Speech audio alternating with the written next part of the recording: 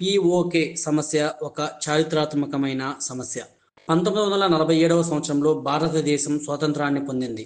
హిందూ, ముస్లింలుగా విడిపోయిన ఈ రెండు దేశాలు భారత్, పాకిస్తాన్గా ఏర్పడ్డాయి.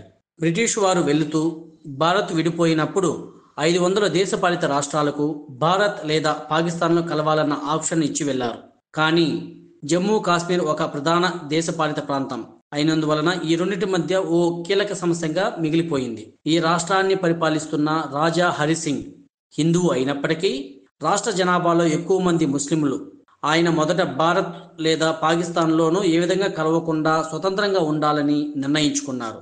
అయితే అక్టోబర్ 1947లో పాకిస్తాన్ మద్దతుతో కూడిన తెగలు, దాడిదారులు, కబైలీలు జమ్మూ కాశ్మీర్లోకి చొచ్చుకొని వచ్చారు. అరాచకంగా గ్రామాలను దహనం చేశారు. ప్రజలపై దాడులు జరిపారు. భయకంపితమైన పరిస్థితుల్లో మహారాజా భారత ప్రభుత్వాన్ని సహాయాన్ని కోరారు. దీంతో మహారాజా హరిసింగ్ ఇన్స్ట్రుమెంట్ ఆఫ్ ఆక్సేషన్ పై సంతకం చేసి జమ్మూ కాశ్మీర్ను అధికారికంగా భారతదేశంలో విలీనం చేశారు. భారత సైన్యం వెంటనే జోక్యం చేసుకొని ఆక్రమణదారులను తరిమికొట్టింది. అయితే అంతకుముందే పాకిస్తాన్ దళాలు కాశ్మీర్లోని కొంత భాగాన్ని ఆక్రమించి దానిని తమ ఆధీనంలో ఉంచుకుంది.